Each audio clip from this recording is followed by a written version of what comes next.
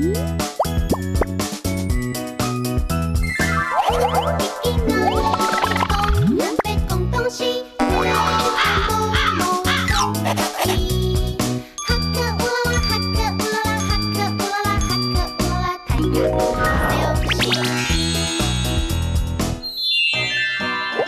点、小蜜，你们在做什么啊？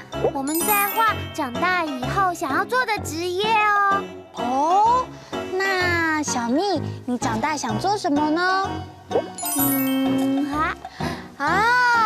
是警察，警察。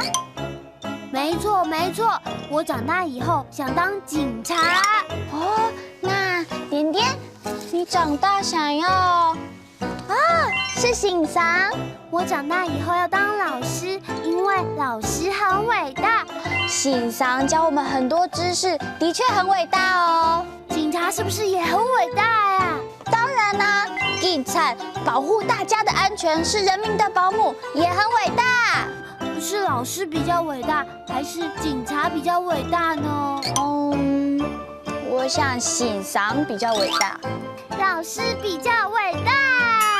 哦，彤彤姐姐。警察比较伟大。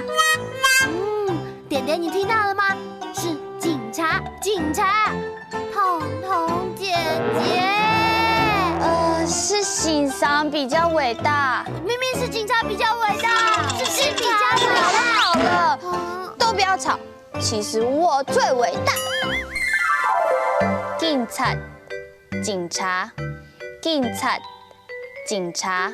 彤彤姐姐，你小时候的志愿是什么啊？我小时候希望可以当警察，因为当警察很厉害啊，可以保护别人呢。那我长大以后也要当警察，请彤彤姐姐换一个志愿吧。醒桑，老师，醒桑，老师。彤彤姐姐在学校应该要听谁的话呢？当然是醒桑喽。那在家里应该要听谁的话呢？当然是阿爸阿妹啊。那如果醒桑和阿爸阿妹碰在一起的时候，应该要听谁的话呢？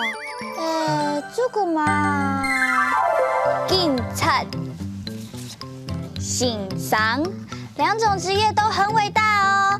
哈克乌拉拉，我们下次再见喽，张来了。